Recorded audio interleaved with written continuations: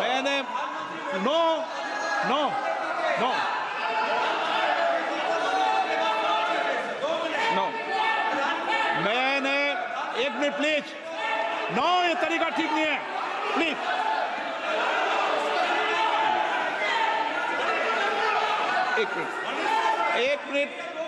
एक मिनट बैठिए प्लीज, बैठिए 1 मिनट बैठिए प्लीज बैठिए 1 मिनट बैठिए।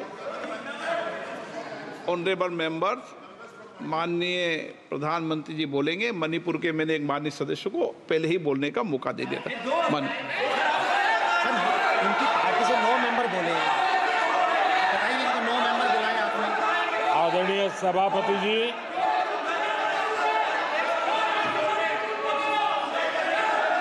मैं राष्ट्रपति जी के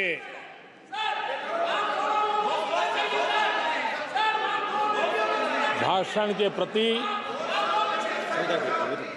आभार व्यक्त करने के लिए उपस्थित हुआ हूं। आदरणीय सभापति जी, हमारे आदरणीय राष्ट्रपति जी ने विकसित भारत के संकल्प को अपने प्रवचन में विस्तार दिया है। आदरणीय राष्ट्रपति महोदया ने अहम विषय उठाए हैं। आदरणीय राष्ट्रपति जी ने हम सबका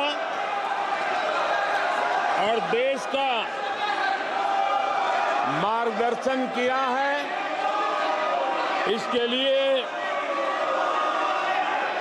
मैं राष्ट्रपति जी का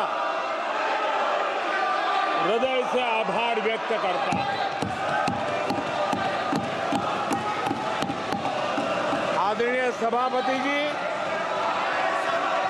कल और आज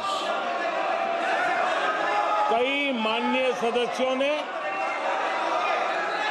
राष्ट्रपति जी के अभिभाषण पर अपने विचार व्यक्त किए हैं। मैं विशेष करके जो पहली बार सांसद बनकर के हमारे बीच आए हैं और उनमें से कुछ आदरणीय साथियों ने अपने जो विचार व्यक्त किए, संसद के सभी नियमों का पालन करते हुए किए। उनका व्यवहार ऐसा था जैसे एक अनुभवी सांसद का होता है और इसलिए प्रथम बार आने के बावजूद भी उन्होंने सदन की गरिमा को बढ़ाया है और उन्होंने अपने विचारों से इस डिबेट को और अधिक मूल्यवान बनाया है। आदरणीय सभापति जी,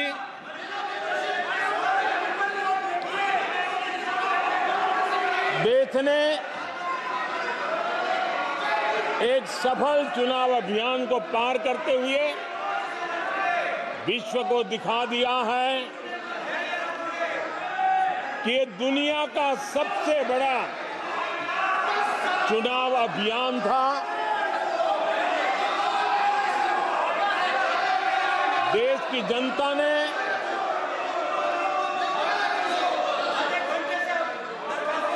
दुनिया के सबसे बड़े चुनाव अभियान में जनता ने हमें चुना है और आदरणीय सभापति जी, मैं कुछ लोगों की पीड़ा समझ सकता हूं कि लगातार झूठ चलाने के बावजूद भी उनका घोर पराजय हुआ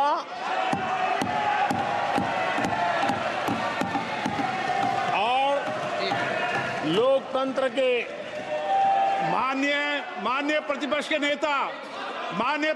नेता, ये शोभा नहीं देता आपको पर्याप्त समय पर्याप्त अवसर दिया है, ये शोभा नहीं देता। आप सदन में डायरेक्शन दो। माननीय नेता जो बोल रहे हो जब खड़े हो, ये शोभा नहीं देता आपके लिए, ये उचित नहीं है संसदीय परंपराओं के अनुसार। ये तरीका ठीक नहीं है आपका। नो, ये गलत तरीका है आपका, और ये तरीका इस तरीके से नहीं चलेगा बिल्कुल। नो, गलत तरीका है। नो, ऐसे संसद के अंदर गरिमा बना के रखें आप गरिमा को तोड़ना चाहते हैं।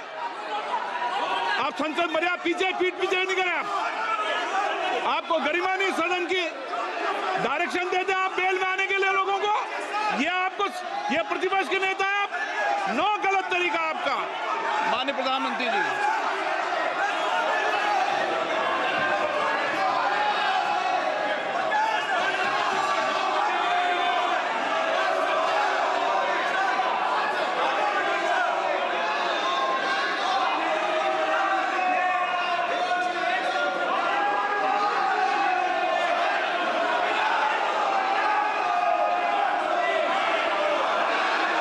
सभापति जी, एक विश्व का सबसे बड़ा चुनाव अभियान और उसमें भारत की जनता ने हमें तीसरी बार देश की सेवा करने का मौका दिया है। ये अपने आप में लोकतांत्रिक विश्व के लिए बहुत ही महत्वपूर्ण घटना है, बहुत ही गौरवपूर्ण घटना है। आदरणीय सभापति जी, हमें हर कसौटी पर कसने के बाद देश की जनता ने ये जनादेश दिया है।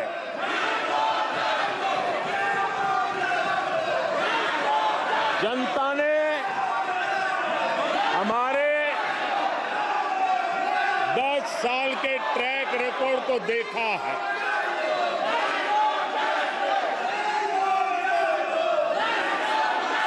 जनता ने देखा है कि गरीबों के कल्याण के लिए हमने जिस समर्पण भाव से जन सेवा ही प्रभु सेवा इस मंत्र को चरितार्थ करते हुए हमने जो कार्य किया है, उसके कारण 10 साल में 25 करोड़ गरीब गरीबी से बाहर निकले। देश की आजादी के कालखंड में इतने कम समय में इतने लोगों को गरीबी से बाहर निकालने का ये सफल प्रयास इस चुनाव में हमारे लिए आशीर्वाद का कारण बना है। आदरणीय सभापति जी, हम 2014 में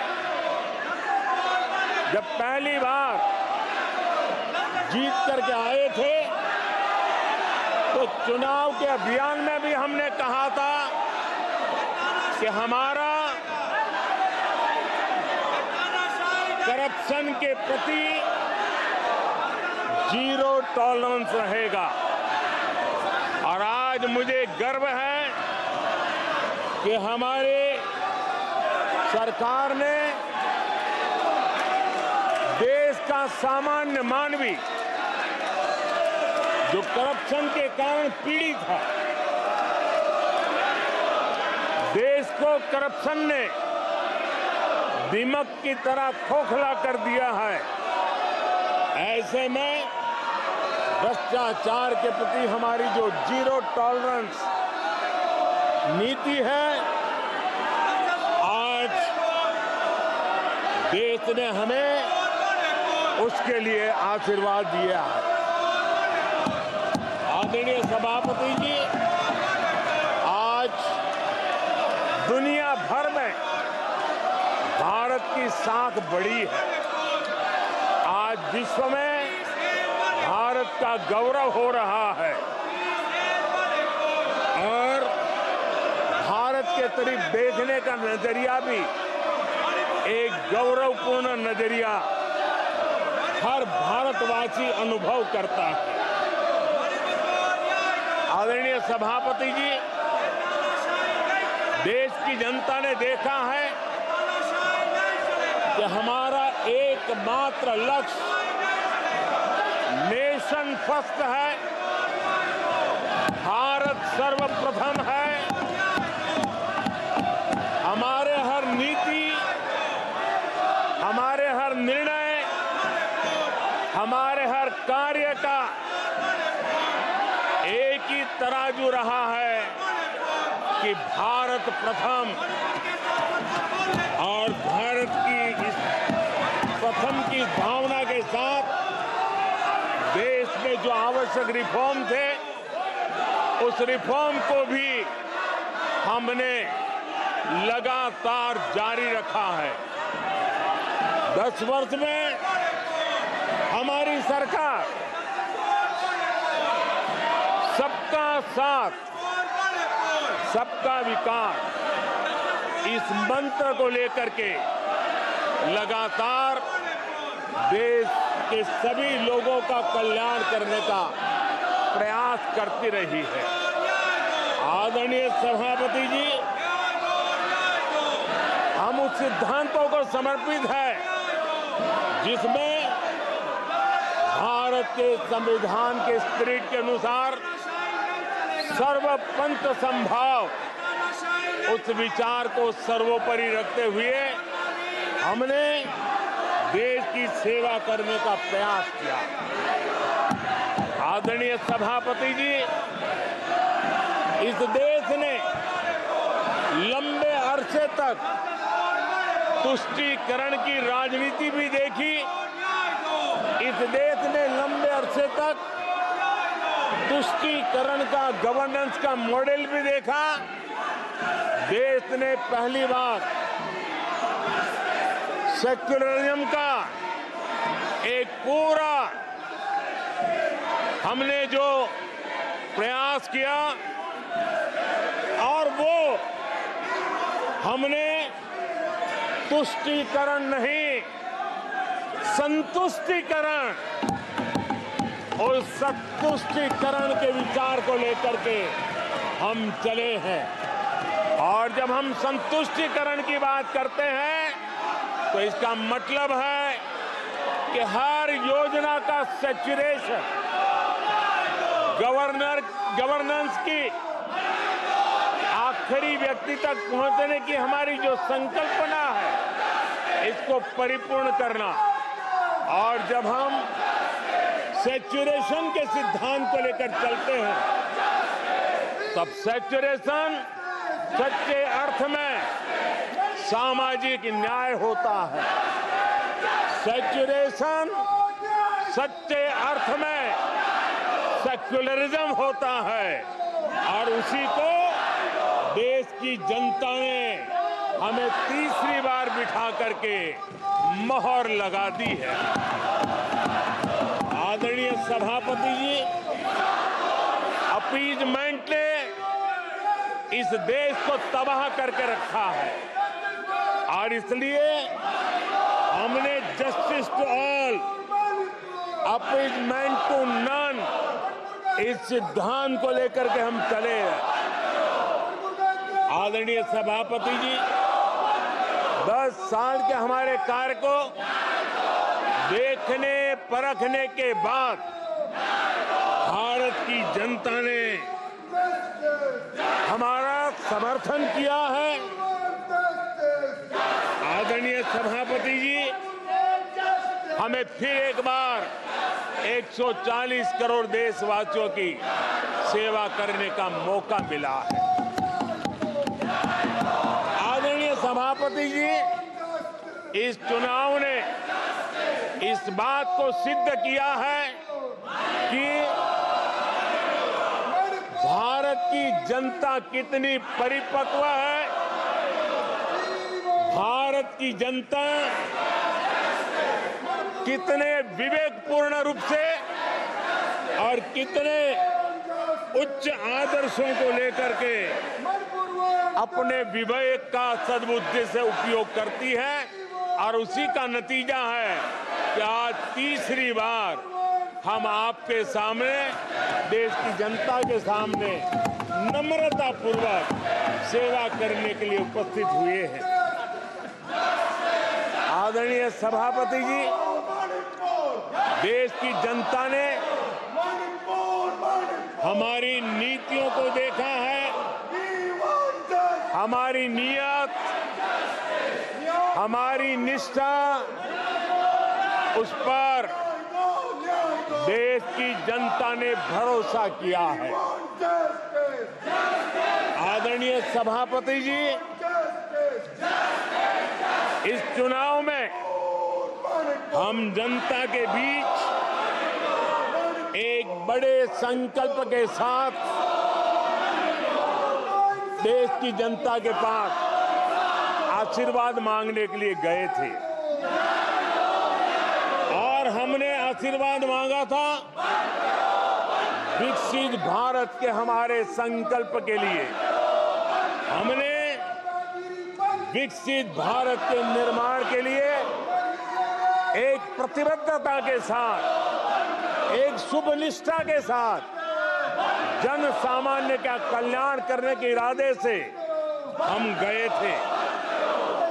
जनता ने विकसित भारत के संकल्प को चार चांद लगा करके हमें फिर से एक बार विजयी बना करके देश की जनता की सेवा करने का मौका दिया है।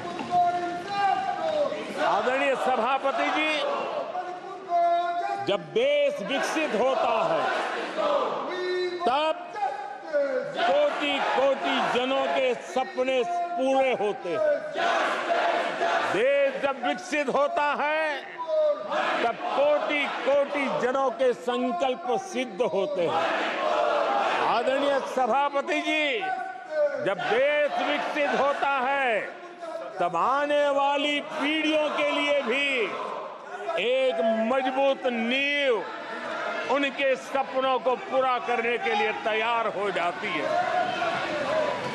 आदरणीय सभापति जी, विकसित भारत का सीधा सीधा लाभ हमारे देश के नागरिकों की गरिमा, हमारे देश के नागरिकों के क्वालिटी ऑफ लाइफ में सुधार, ये स्वाभाविक हमें विकसित भारत होने से देश के कोटि कोटि जनों के भाग्य में आता है। आजादी के बाद मेरा देश का सामान्य नागरिक इन चीजों के लिए तरसता रहा है। आदरणीय सभापति जी, जब विकसित भारत होता है तब हमारे गांव की स्थिति, हमारे शहरों की स्थिति, उसमें भी बहुत बड़ा सुधार होता है। गांव के जीवन में गौरव भी होता है, गरिमा भी होती है और विकास के नए नए अवसर भी होते हैं। हमारे शहरों का विकास भी एक अवसर के रूप में विकसित भारत में उभरता है, तब दुनिया की विकास यात्रा में भारत के शहर भी बराबरी करेंगे, ये हमारा सपना है। आदरणीय सभापति जी, विकसित भारत का मतलब होता है कोटि कोटि नागरिकों को कोटि कोटि अवसर उपलब्ध होते हैं, अनेक अनेक अवसर उपलब्ध होते हैं। और वो अपने कौशल्य, अपनी क्षमता और संसाधनों के अनुसार विकास की नई सीमाओं को प्राप्त कर सकता है। आदरणीय सभापति जी,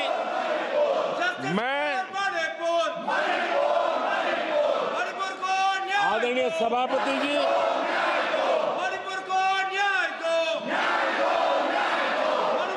आदरणीय सभापति जी,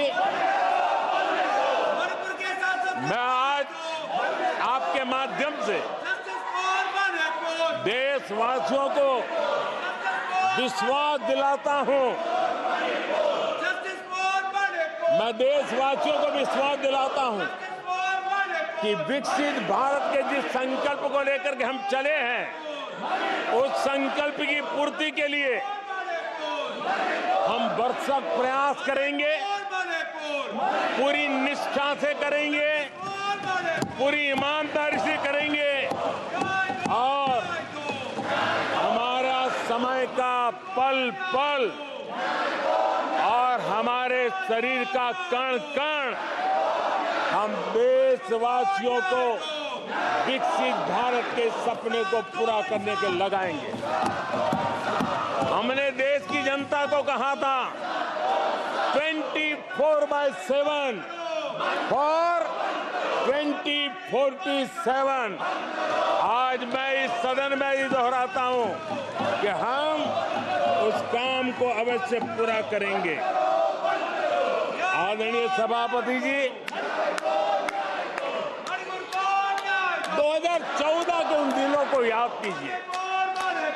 उन 2014 के उन दिनों को याद करेंगे तो हमारे ध्यान में आएगा कि हमारे देश के लोगों ने उनका आत्मविश्वास खो चुका था, देश निराशा की गर्त में डूब चुका था। ऐसे समय 2014 के पहले देश ने जो सबसे बड़ा नुकसान भुगता था, जो सबसे बड़ी अमानत खोई थी, वो था देशवासियों का आत्मविश्वास।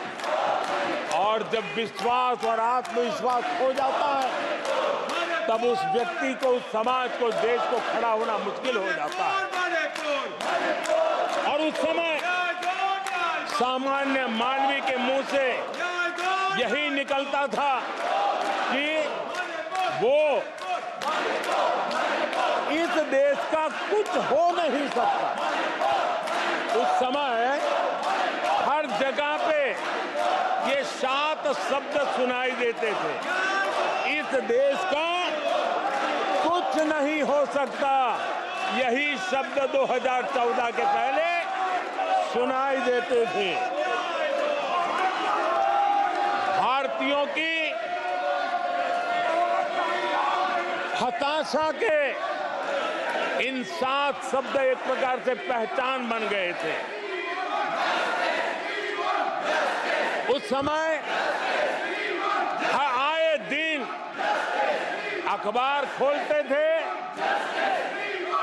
तो घोटालों की खबरें ही पढ़ने को मिलती थी और सैकड़ों करोड़ के घोटाले, रोज नए घोटाले,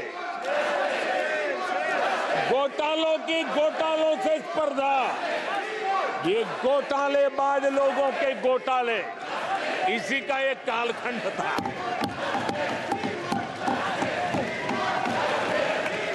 और बेशर्मी के साथ सार्वजनिक रूप से स्वीकार भी कर लिया जाता था कि दिल्ली से 1 रुपया निकलता है तो 15 पैसा पहुंचता है।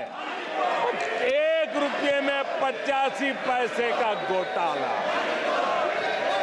इस घोटालों की दुनिया ने देश को निराशा की गर्त में डुबो दिया था। पॉलिसी पैरालिसिस था, फ्रेजाइल 5 में पहुंच चुके थे। भाई भतीजावाद इतना फैला हुआ था कि जिसके लिए सामान्य नौजवान तो आशा छोड़ चुका था कि अगर कोई सिफारिश करने वाला नहीं है तो जिंदगी अटक जाएगी, ये स्थिति पैदा हुई थी।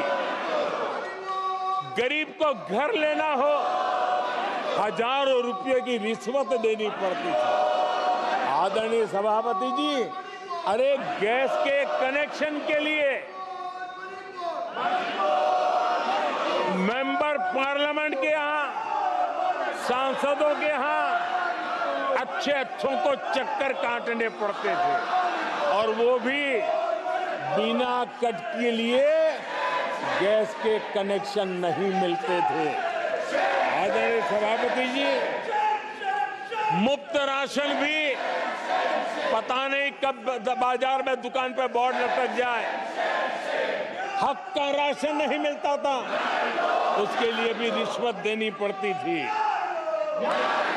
और हमारे ज्यादातर भारतीय भाई बहन इतने निराश हो चुके थे कि वो अपने भाग्य को दोष दे करके, अपने नसीब को दोष दे करके जिंदगी काटने के लिए मजबूर हो जाते थे। आदरणीय सभापति जी, वो एक वक्त था 2014 के पहले, जब वो 7 शब्द हिंदुस्तान के जनमन में स्थिर हो चुके थे। निराशा की गर्त में डूबा हुआ समाज था। तब देश की जनता ने हमें सेवा करने के लिए चुना, और वो पल देश के परिवर्तित युग का प्रारंभ हो चुका था। और 10 साल में मैं कहूंगा मेरी सरकार की अनेक सफलताएं हैं, अनेक सिद्धियां हैं, लेकिन एक सिद्धि जिसने हर सिद्धियों में भी जोर भर दिया, ताकत भर दी, वो थी देश निराशा की गर्त में से निकल करके आशा और विश्वास के साथ खड़ा हो गया। देश में आत्मविश्वास बुलंदी पर पहुंचा, और उसके कारण वो सब वक्त का जो शब्द थे देश की युवा पीढ़ी की डिक्शनरी से निकलने लगे। धीरे धीरे देश के मन में स्थिर हो गया। जो 2014 से पहले कहते थे कुछ नहीं हो सकता, वो कहने लगे कब इस देश में सब कुछ हो सकता है, इस देश में सब कुछ संभव है।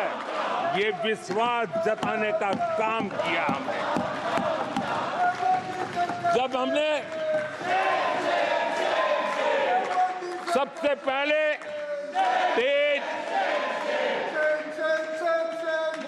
5G रोल आउट हमने दिखाया,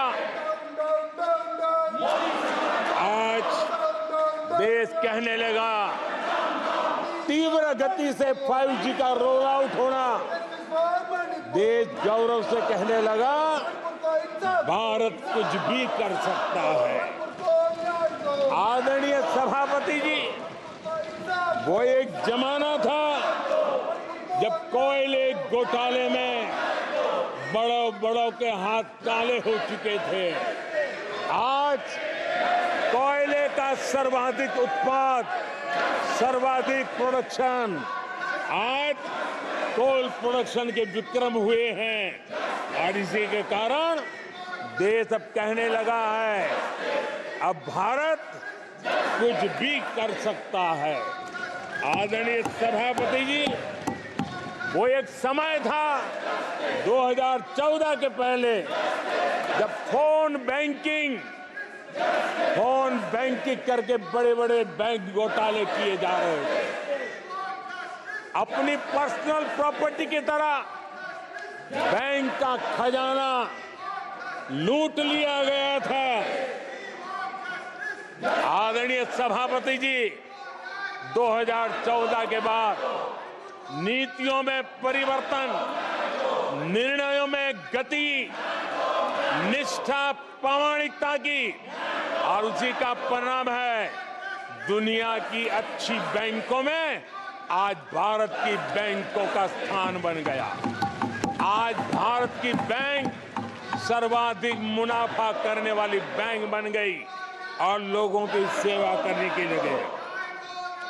आदरणीय सभापति जी, 2014 के पहले वो भी एक वक्त था कि जब आतंकी आकर के जी चाहे वहां, जब चाहे वहां हमला कर सकते थे। 2014 के बाद स्थिति ये बनी कि जब वहां उस समय 14 के पहले निर्दोष लोग मारे जाते थे, हिंदुस्तान के कोने कोने को टारगेट किया जाता था और सरकारें चुपचाप बैठी रहती थी, मुंह तक खोलने को तैयार नहीं थी। आज 2014 के बाद का हिंदुस्तान घर में घुसकर मारता है, सर्जिकल स्ट्राइक करता है, एयर स्ट्राइक करता है और आतंकवाद के आकाओं को भी सबक सिखाने का सामर्थ्य दिखा दिया है।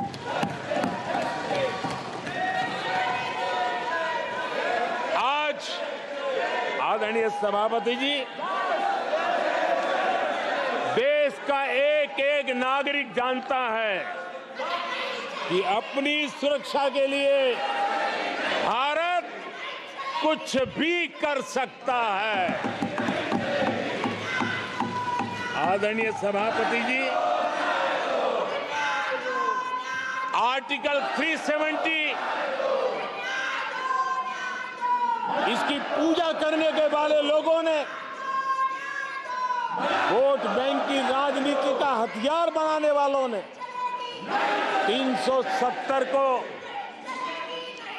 उसने जम्मू कश्मीर का जो हालात कर दिए थे, वहां के लोगों के अधिकार छीन लिए थे।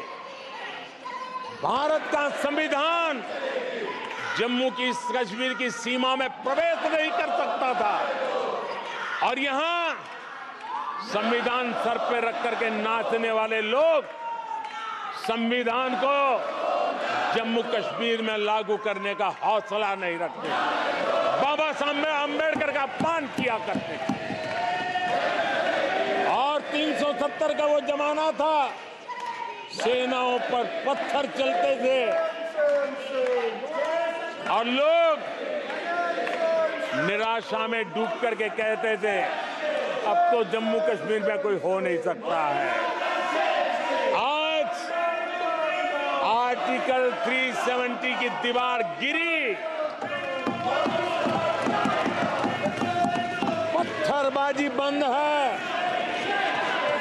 लोकतंत्र मजबूत है और लोग बढ़ चढ़ करके भारत के संविधान में भरोसा करते हुए, भारत के तिरंगे झंडे पर भरोसा करते हुए, भारत के लोकतंत्र में भरोसा करते हुए बढ़ चढ़ करके मतदान करने के लिए आगे आ रहे हैं। ये साफ साफ दिखाई देता है। आदरणीय सभापति जी, 140 करोड़ देशवासियों में ये विश्वास पैदा होना,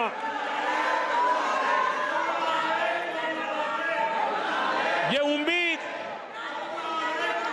और जब विश्वास जगता है तो विकास का वो ड्राइविंग फोर्स बन जाता है। इस विश्वास ने विकास का ड्राइविंग फोर्स का काम किया है।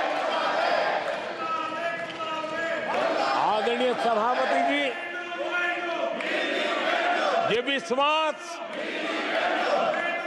विकसित भारत संकल्प से सिद्धि का विश्वास है। आदरणीय सभापति जी,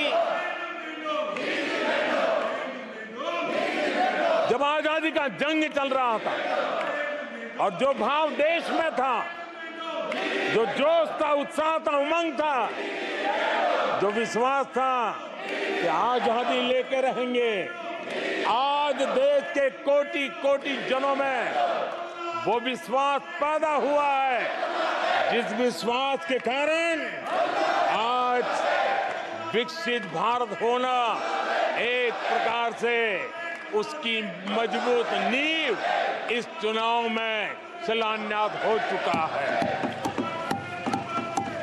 जो ललक आजादी के आंदोलन में थी, वही ललक विकसित भारत के इस सपने को साकार करने में है।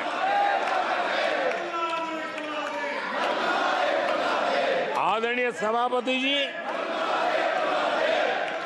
आज भारत के लक्ष्य बहुत विराट है और आज भारत को एक ऐसी स्थिति पे 10 साल में पहुंचा है कि हमें खुद से ही स्पर्धा करनी है, हमें ही अपने पुराने रिकॉर्ड तोड़ने हैं और नेक्स्ट लेवल पर हमें हमारी विकास की यात्रा को ले जाना है। 10 वर्षों में भारत विकास की जिस ऊंचाई पर पहुंचा है, वो हमारी प्रतिस्पर्धा का एक मार्ग बन चुका है, एक बेंचमार्क बन चुका है। पिछले 10 साल में हमने जो स्पीड पकड़ी है, अब हमारा मुकाबला उसी स्पीड को और ज्यादा स्पीड में ले जाने का है और मेरा विश्वास है देश की इच्छा को हम उसी गति से पूरा करेंगे। आदरणीय सभापति जी, हम हर सफलता को, हर सेक्टर को नेक्स्ट लेवल तक ले जाएंगे। आदरणीय सभापति जी, 10 सालों में भारत की इकोनॉमी को 10 साल के अल्पकाल में हम 10 नंबर से इकोनॉमी को 5 नंबर पे ले गए हैं। अब हम नेक्स्ट लेवल पर जाने के लिए जिस गति से निकले हैं, अब हम देश की इकोनॉमी को नंबर 3 पर ले जाएंगे। आदरणीय सभापति जी, 10 सालों में हमने भारत को मोबाइल फोन का बड़ा मैन्युफैक्चरर बना दिया, भारत को मोबाइल फोन का बड़ा एक्सपोर्टर बना दिया। अब यही काम इस हमारे टेन्योर में सेमीकंडक्टर और अन्य सेक्टर्स में हम करने जा रहे हैं। दुनिया के महत्वपूर्ण कामों में जो चिप्स काम में आएगी, वो चिप्स मेरे भारत की मिट्टी में तैयार हुई होगी, मेरे भारत के नौजवानों की बुद्धि का परिणाम होगा, मेरे भारत के नौजवानों के परिश्रम का परिणाम होगा। ये विश्वास हमारे भीतर है। आदरणीय सभापति जी, हम आधुनिक भारत की तरफ भी जाएंगे, हम विकास की नई ऊंचाइयों को, लेकिन हमारी जड़ें जमीन से जुड़ी रहेगी, हमारे पैर देश के जन सामान्य की जिंदगी से जुड़े रहेंगे और हम 4 करोड़ गरीबों के घर बना चुके हैं। आने वाले इस टेन्योर में तेज गति से 3 करोड़ और घर बना करके इस देश में किसी को भी घर के बिना रहना ना पड़े, ये हम देखेंगे। आदरणीय सभापति जी, 10 साल में विमेन सेल्फ हेल्प ग्रुप में हमने देश की कोटि-कोटि बहनों को एंटरप्रेन्योर के क्षेत्र में एक बहुत सफलतापूर्वक हमने आगे बढ़े हैं। अब हमने उसको नेक्स्ट लेवल पे ले जाने वाले हैं।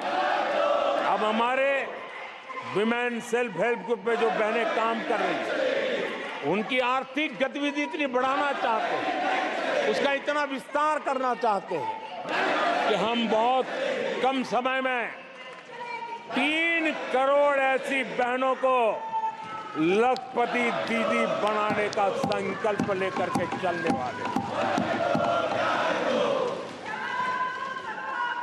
आदरणीय सभापति जी, मैंने पहले भी कहा है, आज मैं फिर से दोहराया हूं, हमारी तीसरी टर्म में इसका मतलब है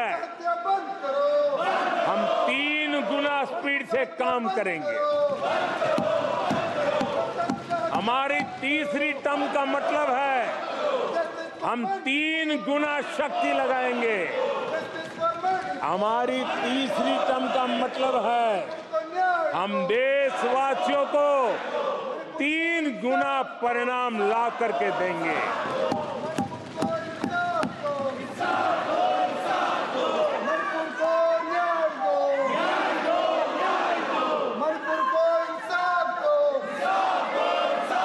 अपने सदस्यगणों, नेता प्रतिपक्ष माननीय सदस्य, मैंने सबको मौका दिया। आपने 90 मिनट बोला, ये संसद में तरीका ठीक नहीं है। मैं आग्रह करूंगा, आप इस तरीके से संसद की मर्यादाओं को बनाए, उचित नहीं है। आप जाइए बेल में से, बैठिए। आपको पर्याप्त समय, पर्याप्त अवसर दिया, आपको 90 मिनट बोलने दिया और समय पूरा दिया। आपकी सभी सदस्यों को बोलने का अवसर दिया, लेकिन आप जब सदन के नेता बोलते हैं, जिस तरीके का व्यवहार करते हैं, ये संसदीय परंपराओं के अनुरूप नहीं है। और ये इतनी बड़ी पार्टी जो लेकर आप चल रहे हो, उसकी परंपराओं के अनुरूप भी नहीं है। ये 5 साल ऐसे चलने वाला नहीं है। माननीय प्रधानमंत्री जी, आदरणीय सभापति जी,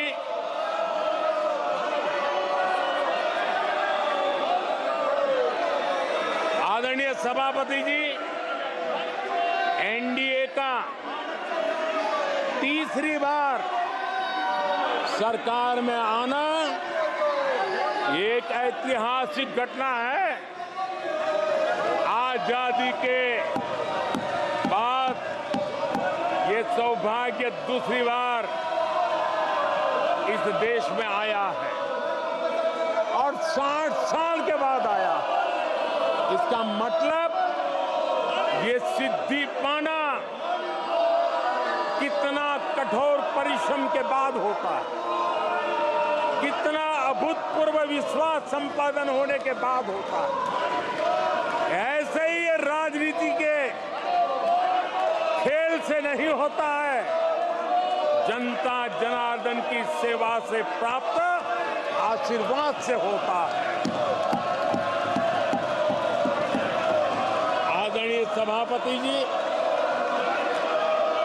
जनता ने हमें स्थिरता और निरंतरता, इसके लिए जनादेश दिया।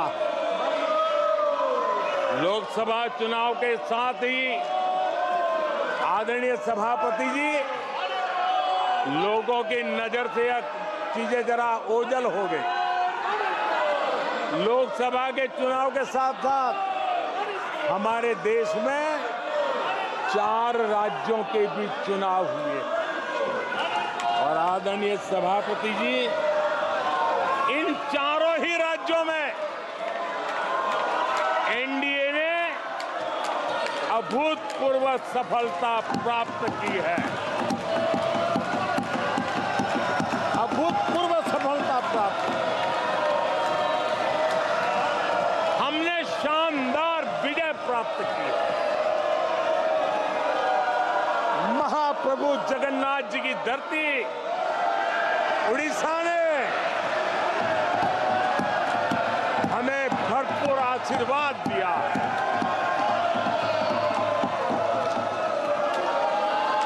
आदरणीय सभापति जी, आंध्र प्रदेश एनडीए ने क्लीन स्वीप किया है। सूक्ष्मदर्शक यंत्र में भी ये नजर नहीं आते हैं। आदरणीय सभापति जी, अरुणाचल प्रदेश हम फिर एक बार सरकार बनाई है। सिक्किम में एनडीए ने फिर एक बार सरकार बनाई है। अभी 6 महीने पहले ही आदरणीय सभापति जी,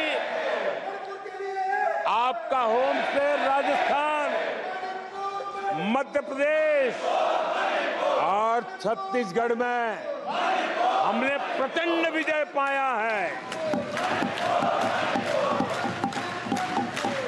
आदरणीय सभापति जी, हमें नए नए क्षेत्रों में जनता का प्यार मिल रहा है, जनता का आशीर्वाद मिल रहा है। आदरणीय सभापति जी, बीजेपी ने केरला में इस बार खाता खोला है और बड़े गर्व के साथ केरला से हमारे सांसद हमारे साथ बैठते। तमिलनाडु में कई सीटों पर बीजेपी ने दमदार उपस्थिति दर्ज की है। कर्नाटक, यूपी और राजस्थान में पिछली बार की तुलना में बीजेपी का वोट परसेंट बढ़ा है। आने वाले समय में 3 राज्यों में चुनाव है। जिन राज्यों में चुनाव है उसमें से 3 की मैं बात करता हूं। महाराष्ट्र, हरियाणा और झारखंड, यहां चुनाव आ रहे हैं। आदरणीय सभापति जी, पिछली विधानसभा में इन 3 राज्यों में हमें जितने वोट मिले थे, इस लोकसभा चुनाव में इन 3 राज्यों में हमें उससे भी ज्यादा वोट मिले हैं।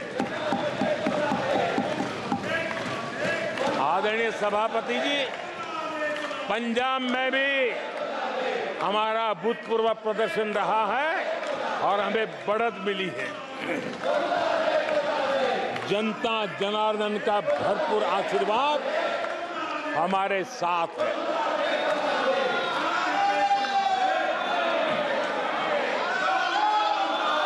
आदरणीय सभापति जी, 24 के चुनाव में कांग्रेस के लिए भी इस देश की जनता ने जनादेश दिया है और इस देश की जनादेश है कि आप वहीं बैठिए,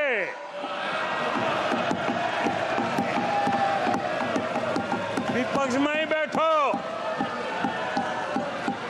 और तर्क खत्म हो जाए तो चीखते रहो, चिल्लाते रहो।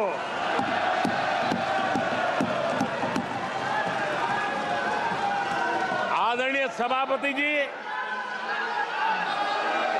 कांग्रेस के इतिहास का ये पहला मौका है जब लगातार 3 बार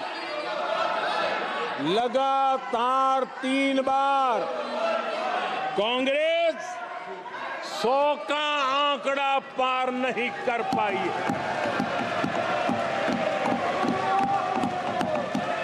कांग्रेस के इतिहास में ये तीसरी सबसे बड़ी हार है, तीसरा सबसे खराब प्रदर्शन है। अच्छा होता कांग्रेस अपनी हार स्वीकार करती, जनता जनार्दन के आदेश को सर आंखों पर चढ़ाती, आत्ममंथन करती, लेकिन ये तो कुछ शीर्षासन करने में लगे हुए हैं।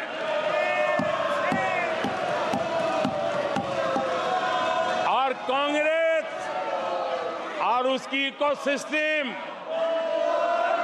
दिन रात बिजली जला करके हिंदुस्तान के नागरिकों के मन में ये प्रस्थापित करने की कोशिश कर रहे हैं कि उन्होंने हमें हरा दिया है। आदरणीय सभापति जी, ऐसा क्यों हो रहा है, मैं जरा अपने सामान्य जीवन के अनुभव से बताता हूं।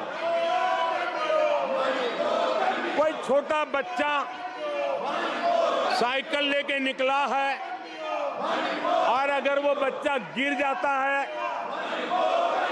साइकिल से लुढ़क जाता है, रोने लगता है, तो कोई बड़ा व्यक्ति आकर के उसके पास पहुंच जाता है और उसको कहता है, देखो चींटी मर गई, देखो चिड़िया उड़ गई, अरे देखो तुम तो बहुत बढ़िया साइकिल चलाते हो, अरे तुम तो गिरे नहीं हो। ऐसा करके उसका जरा मन ठीक करने के लिए प्रयास करते हैं, उसका ध्यान भटका करके उस बच्चे का मन बहला देते हैं। तो आजकल बच्चे का मन बहलाने का काम चल रहा है।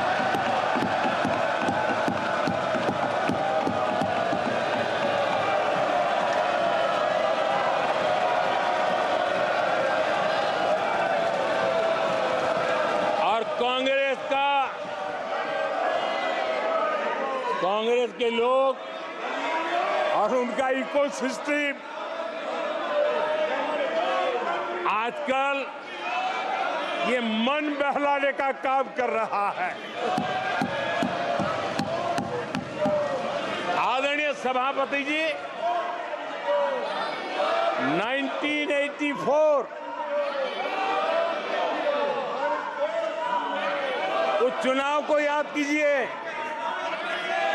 उसके बाद इस देश में 10 लोकसभा के चुनाव हुए, 10 लोकसभा के चुनाव हुए।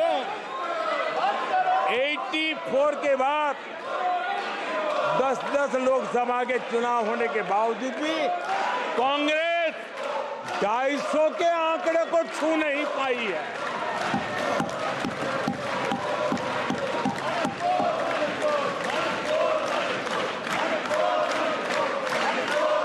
इस बार किसी तरह 99 के चक्कर में फंसे गए हैं।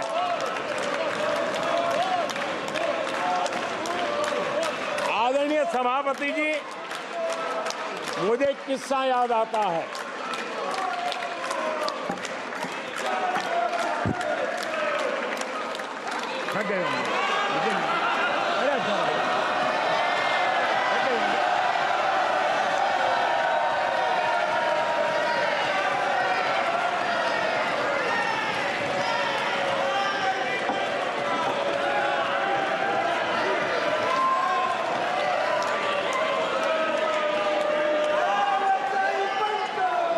सभापति जी,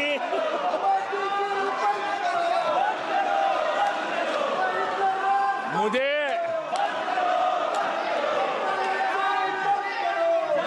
एक किस्सा याद आता है। आदरणीय सभापति जी, मुझे एक किस्सा याद आता है। 99 मार्क्स लेकर एक बालक घमंड में घूम रहा था और देश सबको दिखाता था, देखो कितने ज्यादा मार्क्स आए हैं। तो लोग भी जब 99 सुनते थे तो शाबाशी देते थे, बहुत उसको हौसला बुलंद करते थे। तो फिर उनके टीचर आए कि भैया किस बात की मिठाई बांट रहे हो, ये 100 में से 99 नहीं लाया, ये तो 543 में से लाया है।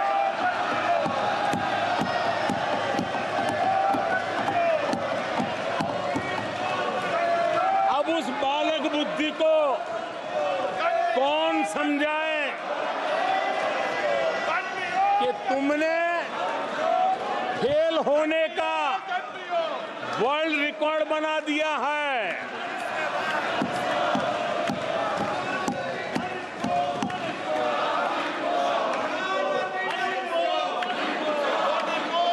कांग्रेस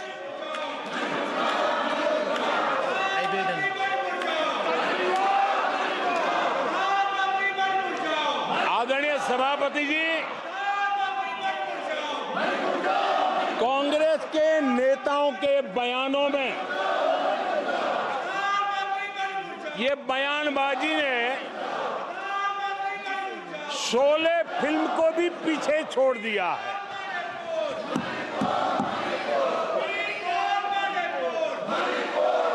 आप सबको शोले फिल्म की वो मौसी जी याद होगी।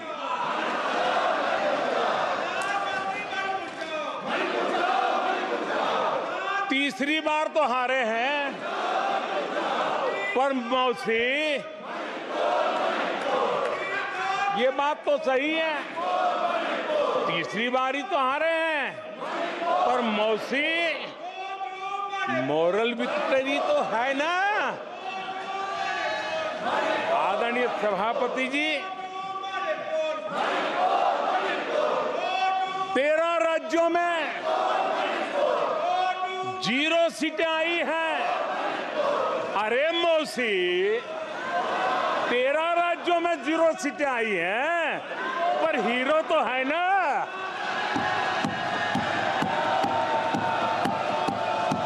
आदरणीय सभापति जी,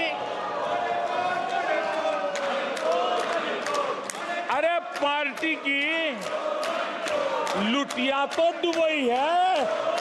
अरे मौसी, पार्टी अभी भी सांसें तो ले रही है।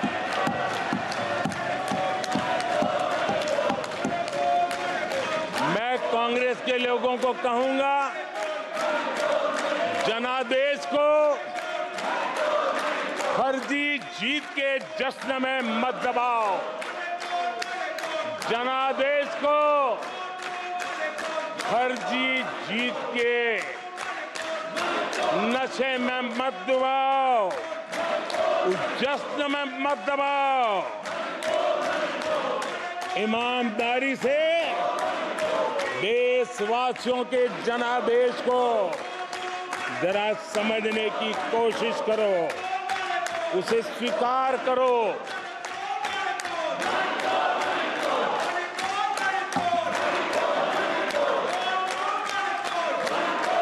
आदरणीय सभापति जी, मुझे नहीं पता कि कांग्रेस के जो साथी दल है, उन्होंने इस चुनाव का विश्लेषण किया है कि नहीं किया है। ये चुनाव इन साथियों के लिए भी एक संदेश है। आदरणीय सभापति जी, अब कांग्रेस पार्टी 2024 से एक परजीवी कांग्रेस पार्टी के रूप से जानी जाएगी। 2024 से जो कांग्रेस है, वो परजीवी कांग्रेस है।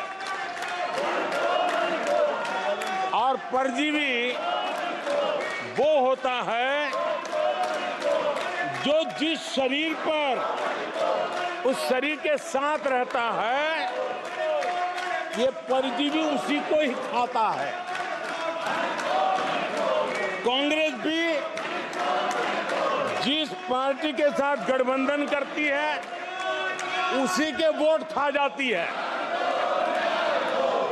और अपनी सहयोगी पार्टी की कीमत पर वो फलती फूलती है। और इसलिए कांग्रेस परजीवी कांग्रेस बन चुकी है। मैं जब परजीवी कह रहा हूं तो तथ्यों के आधार पर कह रहा हूं। आदरणीय सभापति जी, मैं कुछ आंकड़े आपके माध्यम से सदन को और इस सदन के माध्यम से देश के सामने रखना चाहता हूं। जहां जहां भाजपा और कांग्रेस का सीधा मुकाबला था या जहां कांग्रेस मेजर पार्टी थी और साथी के पास 1, 2, 3 सीटें थी, वहां कांग्रेस का स्ट्राइक रेट सिर्फ और सिर्फ 26% है, 26% है। लेकिन जहां किसी का पल्लू पकड़ करके चलते थे, जहां वो जूनियर पार्टनर थे, किसी दल ने उनको कुछ दे दिया मौका, ऐसे राज्यों में कांग्रेस जहां जूनियर पार्टनर थी, उनका स्ट्राइक रेट 50% है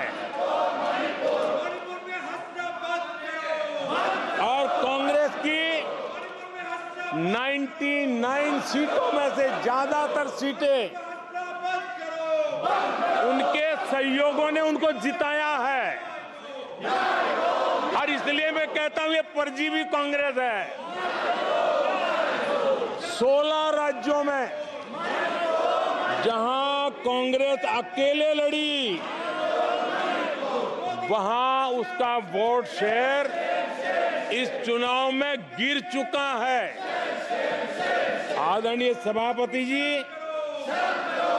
गुजरात, छत्तीसगढ़ और मध्य प्रदेश, इन 3 राज्यों में जहां कांग्रेस अपने दम पर लड़ी और 64 में से 64 में से सिर्फ 2 सीट जीत पाई है, 64 में से 2। इसका साफ मतलब है कि इस चुनाव में कांग्रेस पूरी तरह परजीवी बन चुकी और अपने सहयोगी दलों के कंधे पर उन्होंने चढ़ करके ये सीटों का आंकड़ा बढ़ाया है।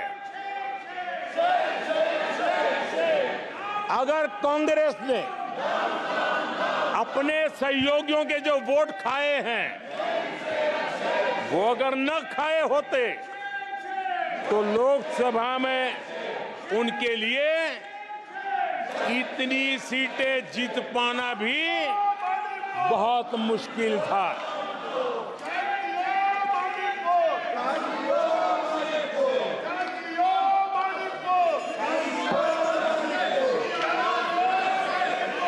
आदरणीय सभापति जी,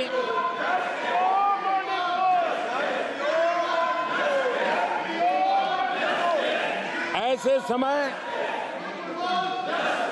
एक अवसर आया, देश ने विकास के रास्ते को चुना है, देश ने विकसित भारत के सपने को साकार करने का मन बना लिया है। तब भारत को एकजुट होकर समृद्धि का नया सफर तय करना है। ऐसे समय ये देश का दुर्भाग्य है कि हिंदुस्तान में 6 दशक तक राज करने वाली कांग्रेस पार्टी अराजकता फैलाने में जुटी हुई है। ये दक्षिण में जाकर उत्तर के लोगों के खिलाफ बोलते हैं, ये उत्तर में जाकर के पश्चिम के खिलाफ जहर उगलते हैं, पश्चिम के लोगों के खिलाफ बोलते हैं, महापुरुषों के खिलाफ बोलते हैं। इन्होंने भाषा के आधार पर बांटने की हर कोशिश की है। जिन नेताओं ने देश के हिस्से को भारत से अलग करने की वकालत की थी, उनको संसद की टिकट देने तक का दुर्भाग्य हमें देखना पड़ा, जो कांग्रेस पार्टी ने पाप किया। कांग्रेस पार्टी खुलेआम एक जाति को दूसरी जाति के खिलाफ लड़ाने के लिए रोज नई नैरेटिव कर रही है, नए तय अफवाहें फैला रही है। आदरणीय सभापति जी, देश के एक हिस्से के लोगों को हीन बताने की प्रवृत्ति का भी कांग्रेस के लोग बढ़ावा दे रहे हैं। आदरणीय सभापति जी, कांग्रेस देश में आर्थिक अराजकता फैलाने की दिशा में भी सोची समझी चाल चल रही है। चुनाव के दौरान जो बातें की गई, राज्यों में, उनके राज्यों में जिस प्रकार से आर्थिक कदम ये उठा रहे हैं, ये वो रास्ता आर्थिक अराजकता की तरफ देश को घसीटने वाला है। उनके राज्य देश पर आर्थिक बोझ बन जाए, ये खेल जानबूझ करके खेला जा रहा है। मंचों से साफ साफ घोषणा की गई, अगर इनके मन का परिणाम नहीं आया, 4 जून को देश में आग लगा दी जाएगी, लोग इकट्ठे होंगे, अराजकता फैलाएंगे। ये अधिकृत रूप से आह्वान किए गए, ये अराजकता फैलाना इनका मकसद है। भारत की लोकतांत्रिक प्रक्रिया को सवालों के घेरे में लाकर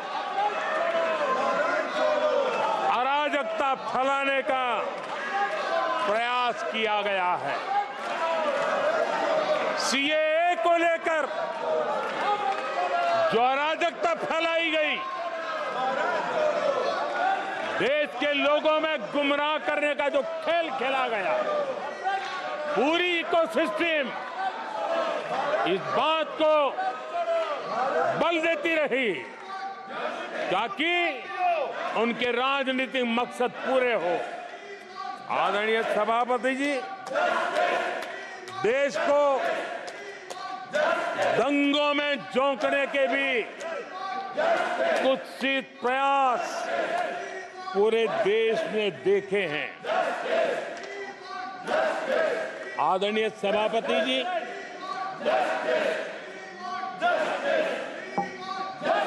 आजकल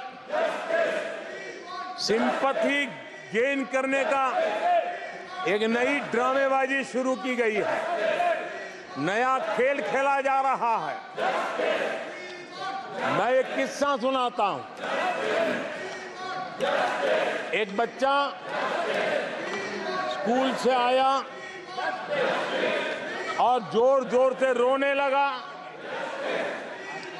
और उसकी मां भी डर गई, क्या हो गया, बहुत रोने लगा और फिर कहने लगा, मां मुझे आज स्कूल में मारा गया, आज स्कूल में मुझे उसने मारा, आज स्कूल में मुझे इसने मारा, और जोरों जोरों से रोने लगा। मां परेशान हो गई। उसने उसे पूछा कि बेटा बात क्या थी, लेकिन वो बता नहीं रहा था, बस रो रहा था, मुझे मारा मुझे मारा।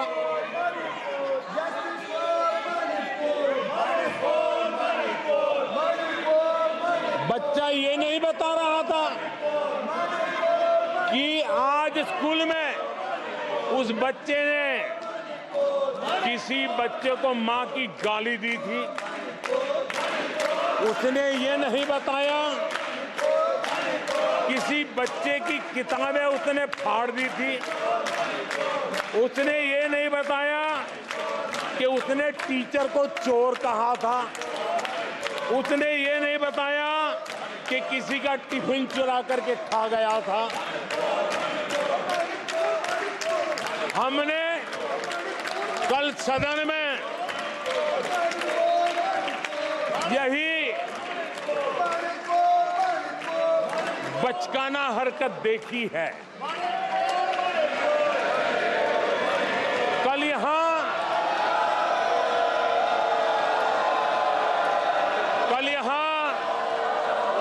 बालक बुद्धि का विलाप चल रहा था। मुझे मारा गया, मुझे इसने मारा, मुझे उसने मारा, मुझे यहां मारा, मुझे वहां मारा, ये चल रहा था। आदरणीय सभापति जी, सिंपैथी हासिल करने के लिए ये नया ड्रामा चलाया गया है, लेकिन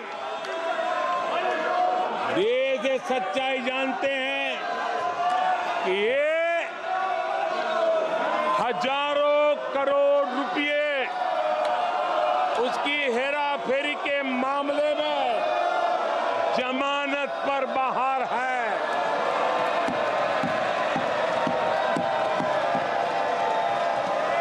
ये ओबीसी वर्ग के लोगों को चोर बताने के मामले में सजा पा चुके हैं।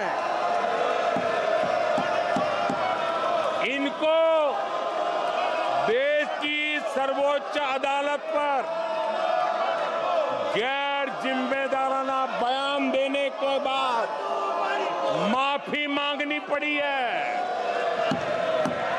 इन पर महान स्वातंत्र सेनानी वीर सावरकर जैसे महान व्यक्तित्व का अपमान करने का मुकदमा है। इन पर देश की सबसे बड़ी पार्टी के अध्यक्ष को हत्यारा कहने का मुकदमा चल रहा है।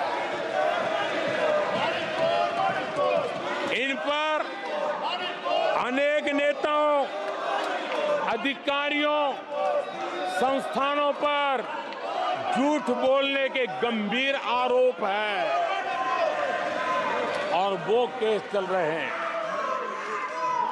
आदरणीय सभापति जी, बालक बुद्धि में ना बोलने का ठिकाना होता है और न ही बालक बुद्धि में व्यवहार का कोई ठिकाना होता है। और जब ये बालक बुद्धि पूरी तरह सवार हो जाती है तो सदन में भी किसी के गले पड़ जाते हैं। ये बालक बुद्धि अपनी सीमाएं खो देती है तो सदन के अंदर बैठ करके आंखें मारते हैं, आंखें मारते हैं। इनकी सच्चाई आदरणीय सभापति जी अब पूरा देश समझ गया है। इसलिए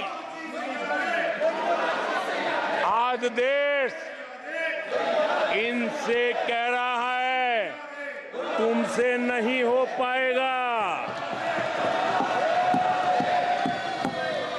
तुमसे ना हो पाएगा।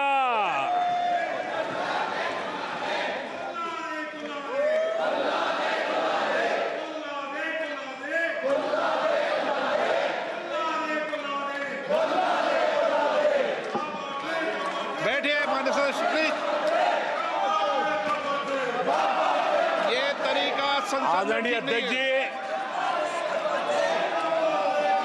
तुलसीदास जी कह गए हैं, अखिलेश जी, तुलसीदास जी कह गए हैं जूठई लेना, जूठई देना, जूठई भोजन, जूठई चबेना। तुलसीदास जी ने कहा है, जूठई लेना, जूठई देना, जूठई भोजन, जूठई चबेना। कांग्रेस ने झूठ को राजनीति का हथियार बनाया। कांग्रेस के मुंह झूठ लग गया है। जैसे वो आदमखोर एनिमल होता है ना, जिसको लहू मुंह पे लग जाता है, वैसे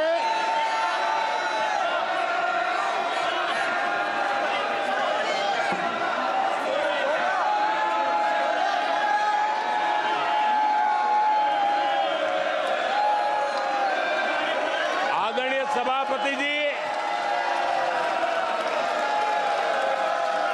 कांग्रेस के मुंह झूठ का खून लग गया है। देश ने कल 1 जुलाई को खटाखट दिवस भी मनाया है।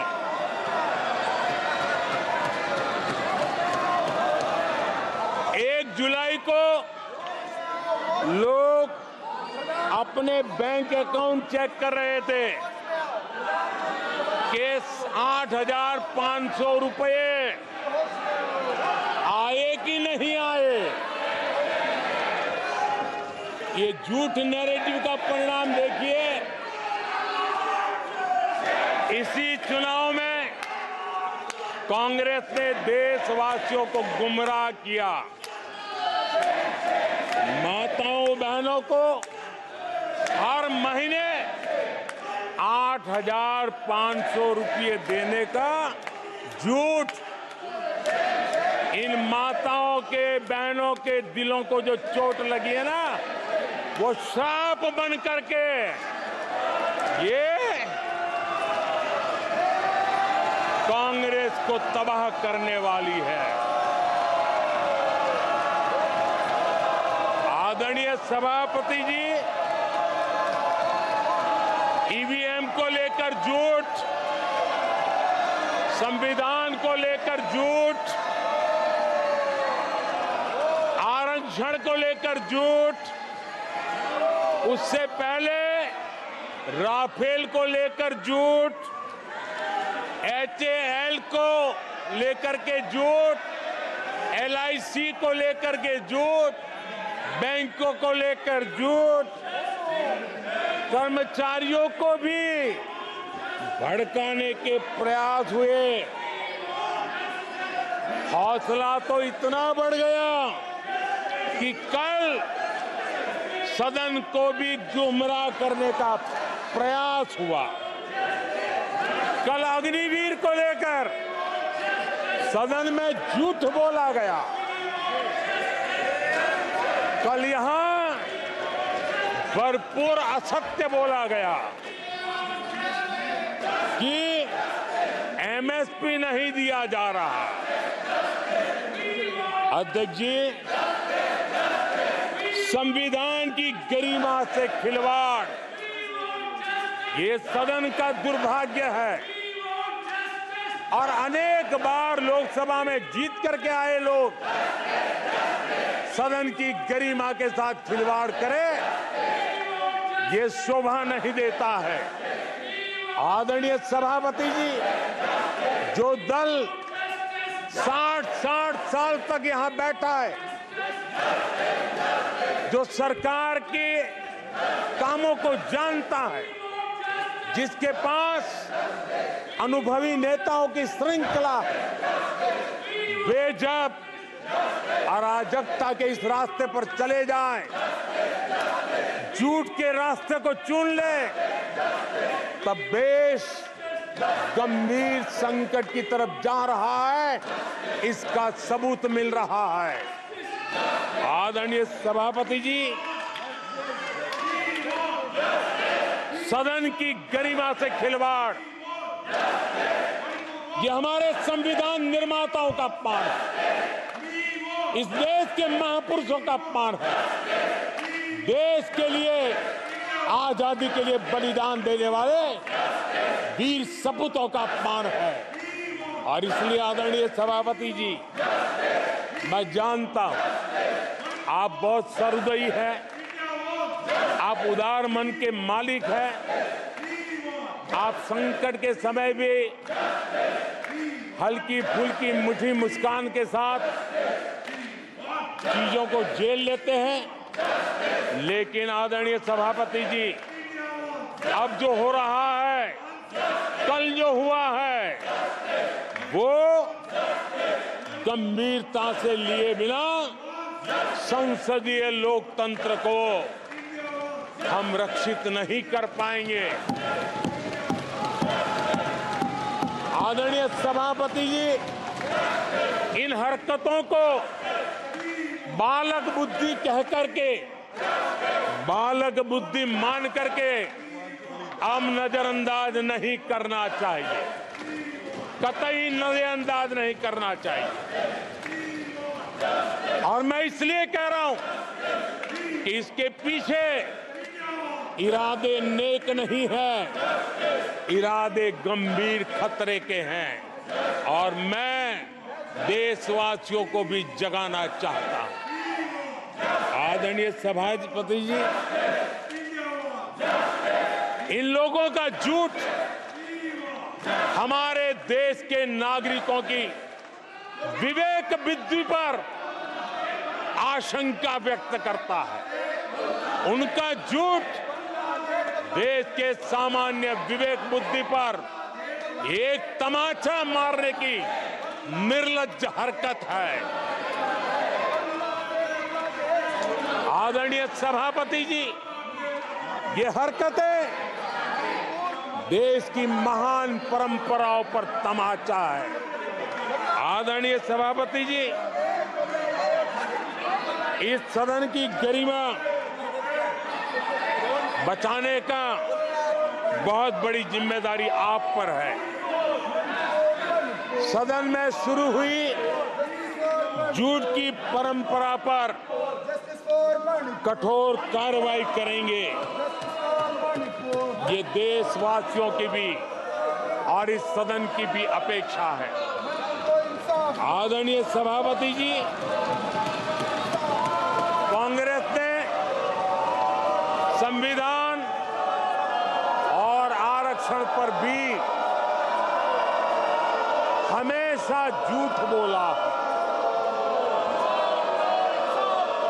आज मैं 140 करोड़ देशवासियों के सामने सच्चाई रखना चाहता हूं, बड़ी नम्रता पूर्वक रखना चाहता हूं।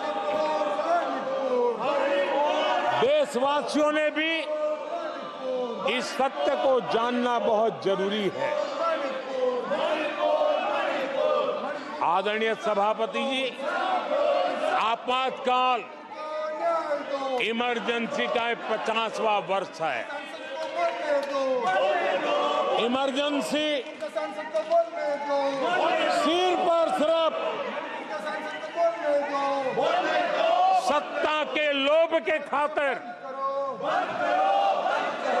तानाशाही मानसिकता के कारण देश पर थोपा गया तानाशाही शासन था। और कांग्रेस क्रूरता की सभी हदें पार कर चुकी है।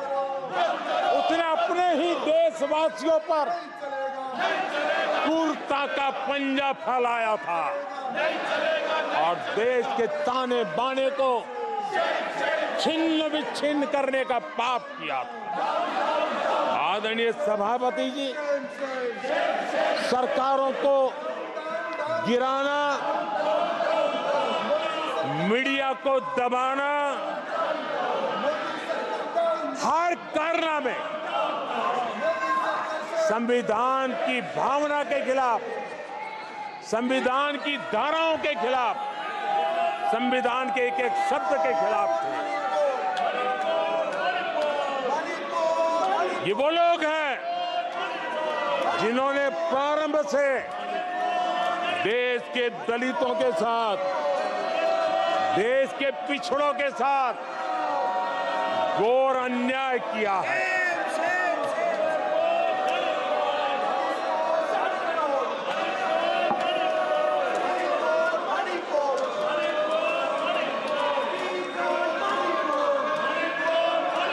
आदरणीय सभापति जी, और इसी कारण से बाबा साहब आंबेडकर ने कांग्रेस की दलित विरोधी, पिछड़े विरोधी मानसिकता के कारण नेहरू जी की कैबिनेट से इस्तीफा दिया था। उन्होंने पर्दाफाश किया था कि कैसे नेहरू जी ने दलितों, पिछड़ों के साथ अन्याय किया और बाबा साहब आंबेडकर ने कैबिनेट से इस्तीफा देते समय जो कारण बताए थे, वो कारण इनके चरित्र को दर्शाते हैं। बाबा साहब आंबेडकर जी ने कहा था, मैं सरकार द्वारा अनुसूचित जातियों की उपेक्षा पर अपने अंदर उत्पन्न आक्रोश को रोक नहीं सका। ये बाबा साहब आंबेडकर के शब्द हैं। अनुसूचित जातियों की उपेक्षा, इसने बाबा साहब आंबेडकर को आक्रोशित कर दिया।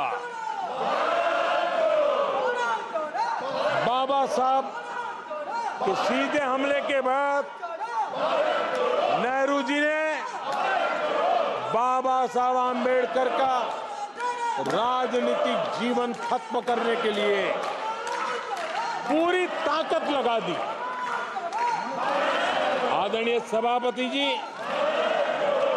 पहले षड्यंत्र पूर्वक बाबा साहब आंबेडकर को चुनाव में हरवाया गया। आदरणीय सभापति जी, हराया इतना ही नहीं, उन्होंने बाबा साहब आंबेडकर के इस पराजय की, उसका जश्न मनाया, खुशी मनाई और खुशी उन्होंने व्यक्त की। आदरणीय सभापति जी, एक पत्र में ये लिखित है इस खुशी का। आदरणीय सभापति जी, बाबा साहब की तरह ही दलित नेता बाबू जगजीवन राम जी को भी उनका हक नहीं दिया गया। इमरजेंसी के बाद जगजीवन राम जी का पीएम बनने की संभावना थी। इंदिरा गांधी जी ने पक्का किया कि जगजीवन राम जी किसी भी हालत में पीएम न बने, और एक किताब में लिखा गया है कि किसी भी कीमत पर जगजीवन राम प्रधानमंत्री नहीं बनने चाहिए। अगर बन गए तो वो हटेंगे नहीं जिंदगी पर। ये इंदिरा जी गांधी का कोट उस किताब में है। कांग्रेस ने चौधरी चरण सिंह जी के साथ भी यही व्यवहार किया, उनको भी नहीं छोड़ा था।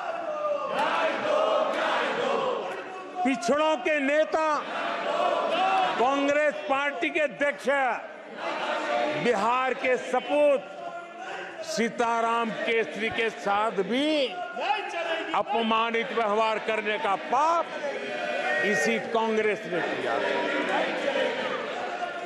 आदरणीय सभापति जी, कांग्रेस पार्टी प्रारंभ से ही आरक्षण की घोर विरोधी रही है। नेहरू जी ने तो मुख्यमंत्रियों को चिट्ठी लिख करके साफ साफ शब्दों में आरक्षण का विरोध किया था। कांग्रेस के एक प्रधानमंत्री श्रीमती इंदिरा गांधी जी ने मंडल कमीशन का रिपोर्ट ठंडे बक्से में सालों तक दबाए रखा था। आदरणीय सभापति जी, कांग्रेस पार्टी के तीसरे प्रधानमंत्री एक श्रीमान राजीव गांधी, और जब विपक्ष में थे उनका सबसे लंबा भाषण आरक्षण के खिलाफ था। वो आज भी संसद के रिकॉर्ड में उपलब्ध है। और इसलिए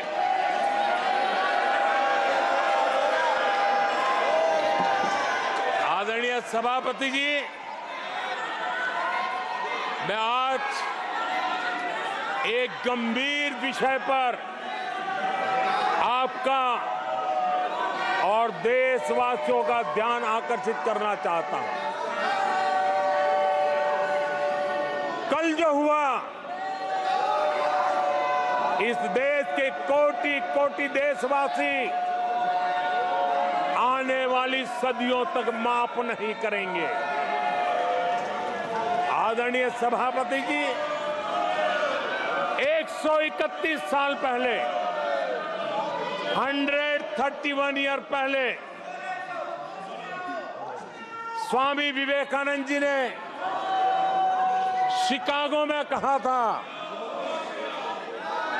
मुझे गर्व है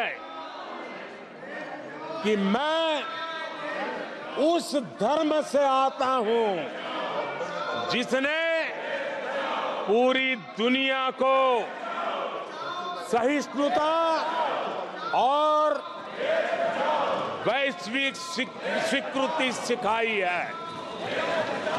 131 साल पहले हिंदू धर्म के लिए विवेकानंद जी ने अमेरिका के शिकागो में दुनिया के दिग्गजों के सामने कहा था। आदरणीय सभापति जी, हिंदू सहनशील है, हिंदू अपनत्व को लेकर के जीने वाला समूह है। इसी कारण भारत का लोकतंत्र, भारत की इतनी विविधताएं, उसका वैविध्य की विराटता आज उसी के कारण पनपी है और पनप रही है। आदरणीय सभापति जी, गंभीर बात है कि आज हिंदुओं पर झूठा आरोप लगाने की साजिश हो रही है, गंभीर षड्यंत्र हो रहा है।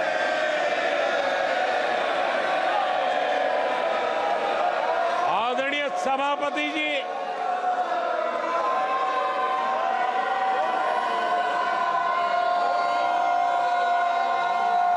आदरणीय सभापति जी,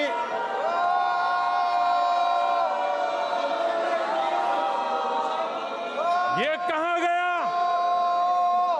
हिंदू हिंसक होते हैं? ये है आपके संस्कार, ये है आपका चरित्र, ये है आपकी सोच, ये है आपकी नफरत इस देश के हिंदुओं के साथ। ये करने में आदरणीय सभापति जी, ये देश शताब्दियों तक इसे भूलने वाला नहीं है।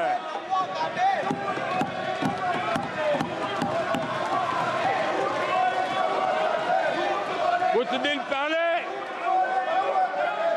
हिंदुओं में जो शक्ति की कल्पना है, उस इसके विनाश की घोषणा की गई थी। आप किस शक्ति की विनाश की बात करते हैं? ये देश सदियों से शक्ति का उपासक है। ये मेरा बंगाल मां दुर्गा की पूजा करता है, शक्ति की उपासना करता है। ये बंगाल मां काली की उपासना करता है, समर्पित भाव से करता है। आप उस शक्ति के विनाश की बातें करते हो।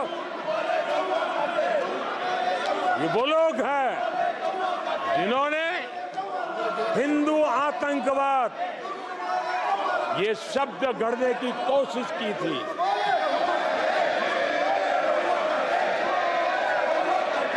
इनके साथी हिंदू धर्म को उसकी तुलना डेंगू, मलेरिया ऐसे शब्दों से करें और ये लोग तालियां बजाएं, ये देश कभी माफ नहीं करेगा। आदरणीय सभापति जी, एक सोची समझी रणनीति के तहत इनका पूरा इकोसिस्टम, हिंदू परंपरा, हिंदू समाज, इस देश की संस्कृति, देश की विरासत, इसको नीचा दिखाना, उसे गाली देना, उसे अपमानित करना, हिंदुओं का मजाक उड़ाना, इसे फैशन बना दिया है और उसको संरक्षण देने का काम अपने राजनीतिक स्वार्थ के लिए ऐसे तत्व कर रहे हैं। आदरणीय सभापति जी,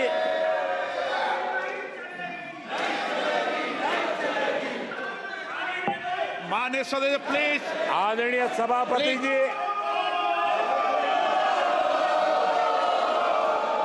हम बचपन से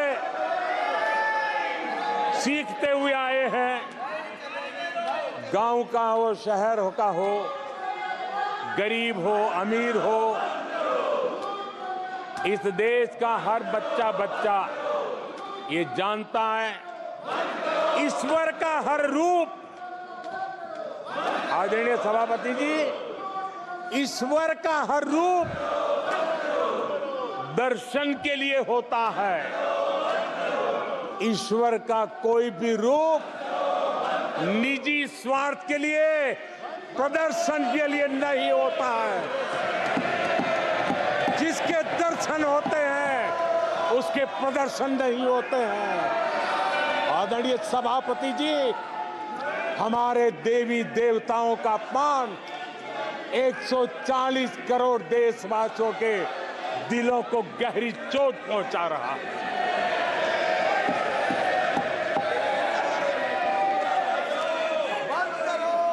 निजी राजनीतिक स्वार्थ के लिए ईश्वर के रूपों का इस प्रकार से खेल, आदरणीय सभापति जी, ये देश कैसे माफ कर सकता है? आदरणीय सभापति जी, सदन के कल के दृश्यों को देख करके अब हिंदू समाज को भी सोचना होगा, क्या ये अपमानजनक बयान संयोग है या कोई प्रयोग की तैयारी है? ये हिंदू समाज को सोचना पड़ेगा। आदरणीय सभापति जी, हमारी सेनाएं देश का अभिमान है। सारे देश को उनके साहस और हमारी सेना की वीरता पर गर्व है। और आज सारा देश देख रहा है हमारी सेनाएं, हमारा डिफेंस सेक्टर आजादी के बाद इतने सालों में जितना नहीं हुआ, इतने रिफॉर्म हो रहे हैं। हमारी सेना को आधुनिक बनाया जा रहा है। हर चुनौती को हमारी सेना मुंह तोड़ जवाब दे सके, इसलिए युद्ध के सामर्थ्य वाली सेना बनाने के लिए हम भरपूर प्रयास कर रहे हैं, रिफॉर्म कर रहे हैं, कदम उठा रहे हैं, देश की सुरक्षा का मकसद लेकर के। बीते कुछ सालों में बहुत सारी चीजें बदली है। सीडीएस का पद बनने के बाद इंटीग्रेशन और सशक्त हुआ है।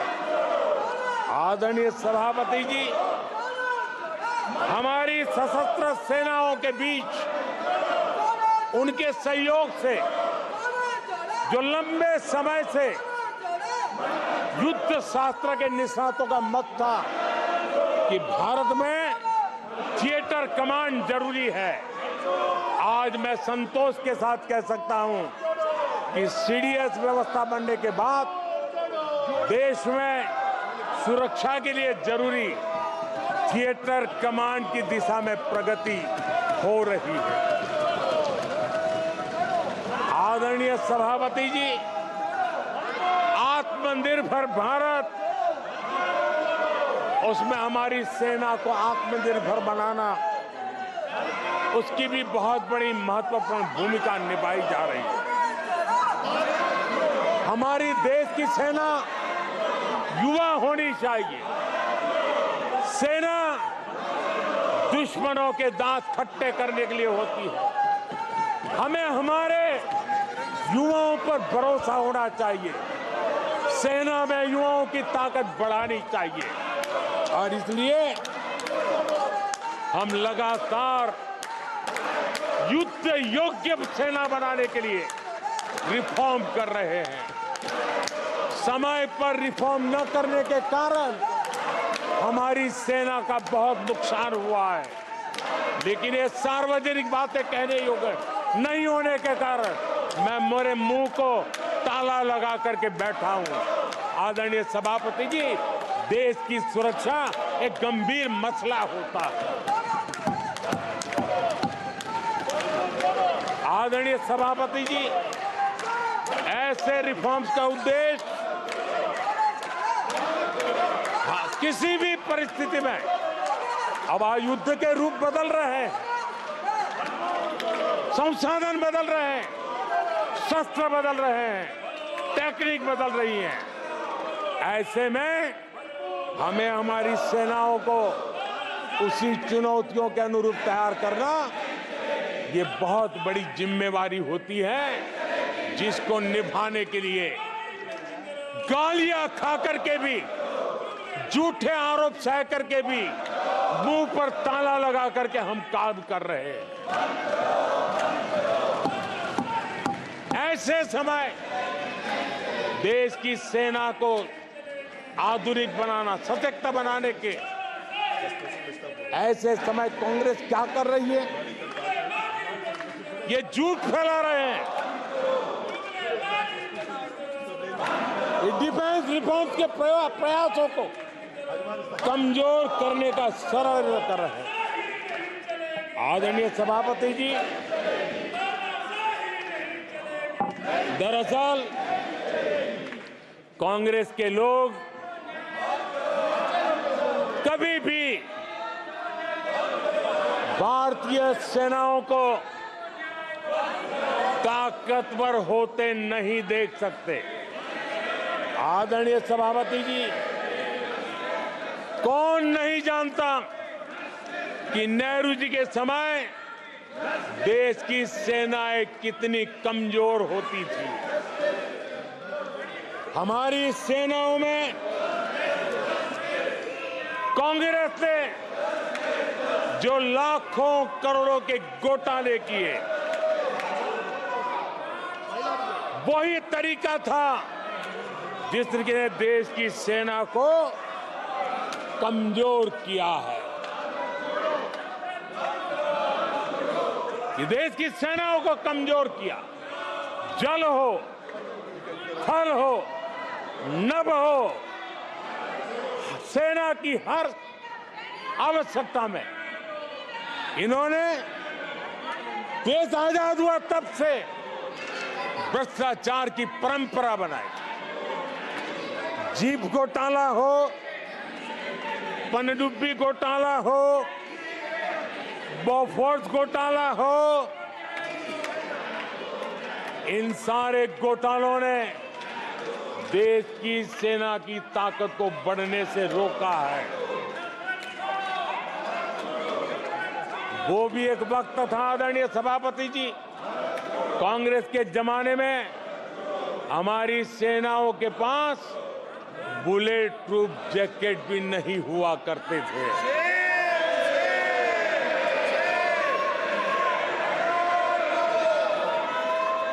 सत्ता में रहते हुए देश की सेना को तो बर्बाद किया ही किया, उसको कमजोर किया ही किया, लेकिन ये कारनामे विपक्ष में जाने के बाद भी चलते रहे।